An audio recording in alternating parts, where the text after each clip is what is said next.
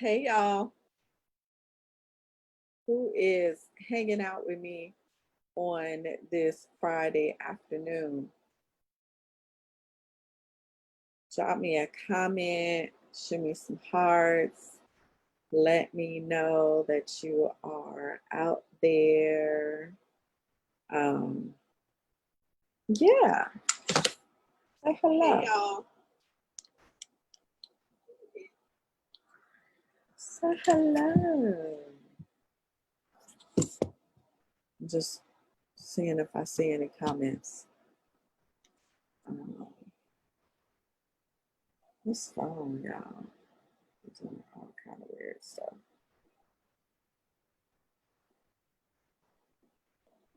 Okay. I don't know what my phone is doing. But hey, so um happy Friday. It's about to be the weekend. I'm super excited because I am going on vacation starting next week. And so I am just really looking forward to having some downtime and all that good stuff. So I hope that you have something wonderful planned for the weekend. But I was having a conversation with my friend last night and my Facebook Live show on Thursdays. And she just really got me to thinking about something we had talked about a while ago, actually, that I had talked about in this group. And so I wanted to revisit that because I think it's such an ideal time. She was sharing about the importance of giving and sowing and how that can help prepare you for times like this in the pandemic. And so um, there's a quote by civil rights activist and former president of the National Urban League that says, "It's better to be prepared for an opportunity and not have one than to have an opportunity and not be prepared." And so that got me to thinking about just this whole 2020 pandemic and a lot of things that have happened. Many people have been looking at it from a negative perspective, but there is actually a lot of opportunity during this time. And so, the question comes up, how do we prepare for opportunity, right? And so as I was thinking about this, the traditional things come up like building your platform, networking, perfecting your craft, making sure that you're learning something new all the time, et cetera, et cetera, et cetera, all these things, right? But what we really need to prepare is our heart. And I believe that I may have talked about this or something similar, like maybe over a year ago. But considering all the things that have transpired over the course of a full year, I thought it was fitting to revisit it. And so God has really been working on me in terms of my heart posture. And what I mean by that is the inner attitude of my heart and mind. And let me tell you, I am coming into a new awareness of some things. And what is being made clear is that in order to rise to the next level God has for us, we need to first ensure that our heart is right. Because everything, I mean, everything flows from the heart. Our emotions, our intellect, our choices, our desires, our will, everything, like all the things are connected. And so the Bible tells us that our thoughts often dictate who we become, right? And so the mind of a man reflects who he is, not just his actions or his words. And that's why God examines the heart of a man, not simply his outward appearance of what he appears to be. And so the opportunities that we get or don't get could be a direct result of what's in our heart. And so we are either creating or repelling opportunities based on the inner attitude of our hearts and our mind. And so if you're wondering why something hasn't happened, you might need to check your heart posture. I'm just saying. You just might need to check your heart posture. The beginning of Proverbs 44 and 23 says, "Keep vigilant watch over your heart, because that's where life starts," right?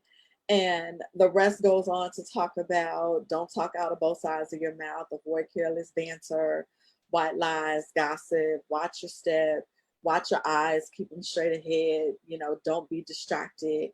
And so all of these things, and if we're honest with each other, we have all probably been guilty of all of the above. And I'll be the first to raise my hand. However, the more I draw near to God, the more focused I become on what He's called me to be, and the less focused I am on getting caught up in all of those other things. And so, just to keep at the top of your mind, right, as we're chatting for these few minutes, keep vigilant watch over your heart. That's where life starts. If you don't remember anything else I'm saying, remember that. And this is so important because when the heart is heavy, it gets bogged down. It clutters the mind, it breaks the spirit. And that is why we are not prepared for opportunities. If the word says life starts in our heart, then if life is not flowing to us, it's probably because we've taken the guard down and allowed erosion to creep in.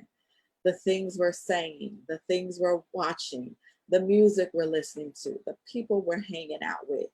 We have to recognize that the heart is the most essential organ that supplies blood and oxygen to all the rest of the parts of the body. And so when it's corrupted, everything else in the body fails. And this is why heartbreak is so devastating for us, and most time paralyzes us for a period of time where we just don't want to do anything. Like, y'all know how it is when your heart is broken. You can't eat, you can't sleep. Your mind keeps wandering and wondering, what you did wrong or what you could have did different. You're crying, like you're doing all the things, right? All the things except all the things that will prepare you for opportunities. And so if you've ever noticed that your heart is strategically placed under the rib cage, slightly to the left of the breastbone in between your lungs, it's no wonder that it is so essential, because these are the organs that are directly responsible for breathing, right? The heart and the lungs work together to provide oxygen to the body. And we all know what happens when you don't protect the heart and when you don't protect the lungs. You will eventually die. So I want to share with you these 7 ways to protect your heart that I gleaned from an article I read before the cross. Number 1, protect everything that comes in. Everything is competing for our time these days. Everything's competing for our money. Everything's competing for our resources. Just turn on the TV or go anywhere and you'll quickly be hit with anything, everything that wants your attention. Music, sex, videos, books, language, power, money, politics, riots, pride. Those are just a few examples. And we need to use wisdom in what we allow into our hearts, because we only have a limited time each day. And so we have to be careful about what we're being influenced by, listening to, and looking at. I'm gonna drink some more water because I don't know where this little tickle is coming from.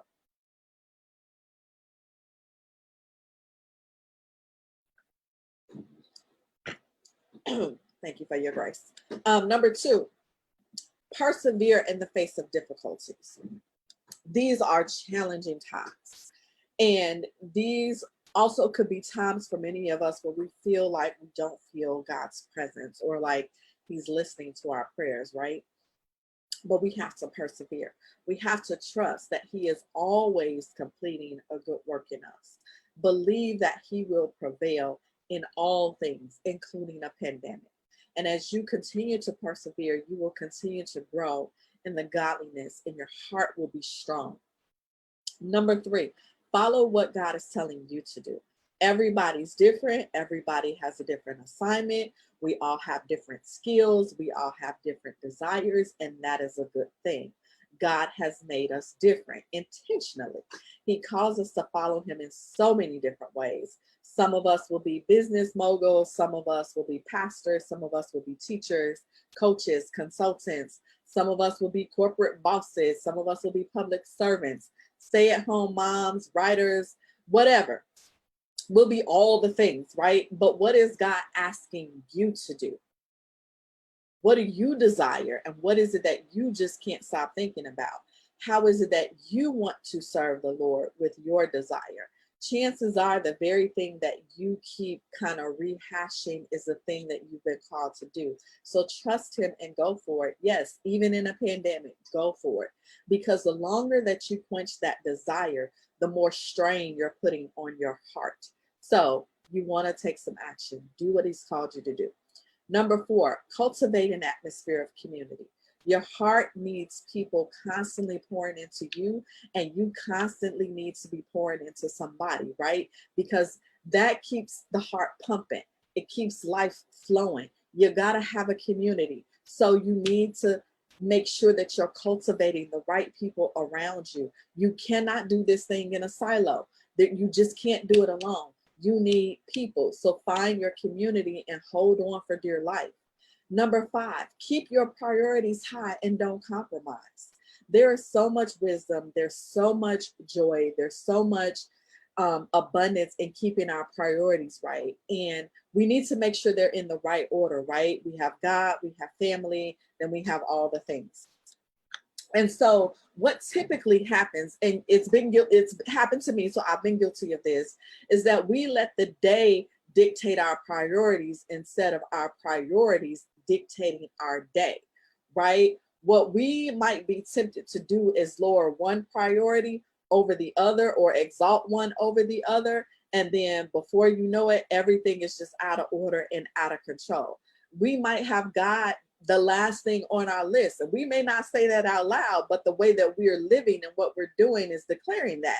Or we might elevate our kids to God status, right? And so once we start making these little compromises here and there, we begin to add toxicity to the heart.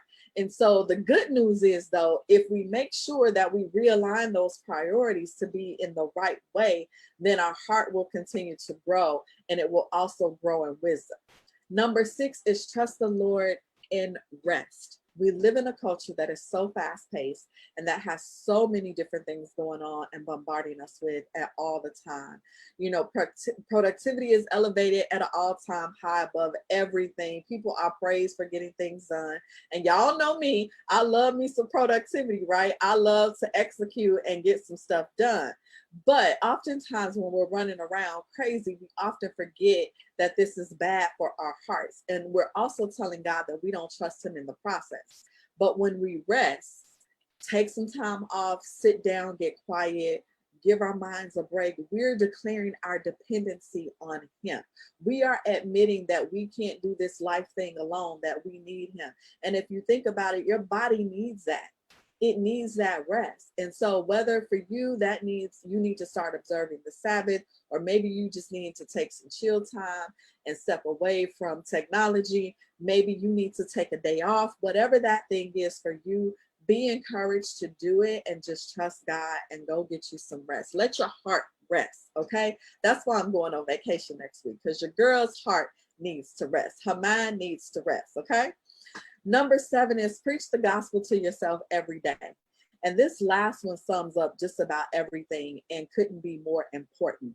The gospel isn't just a one-time thing and a ticket to heaven, y'all. That ain't what it is. We need it each and every day. Really, we need it every minute, probably. I know I probably need it every minute.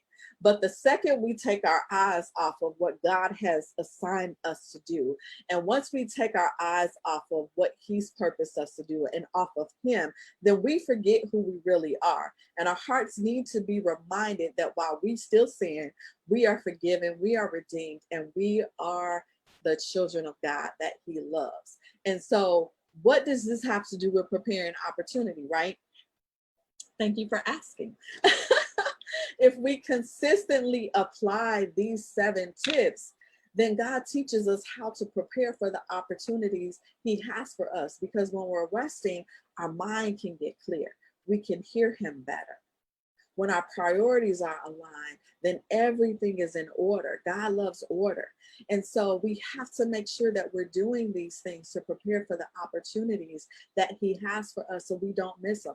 There are a lot of opportunities right now. I know that this is a crisis for many, but this can be a land of opportunity for the rest of us who know and love God. And so we want to make sure that we're doing that.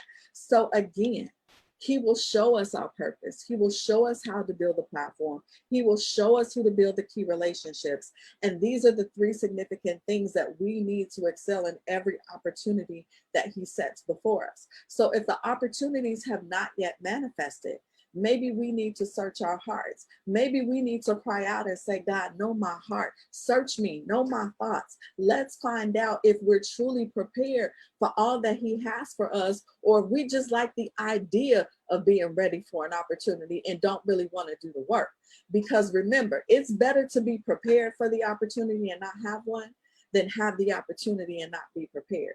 We have a choice in the condition of our heart. We create it through our thoughts. We create it through our actions. We create it through our words. And so your challenge this week is to join me in being more intentional about your thoughts, more intentional about your actions, more intentional about your words, and see if life does not flow more freely, more abundantly, and more easily for you. Those are my tips. Thank you for sharing this Friday afternoon with me. I love you guys dearly, and I will see you at the end of September.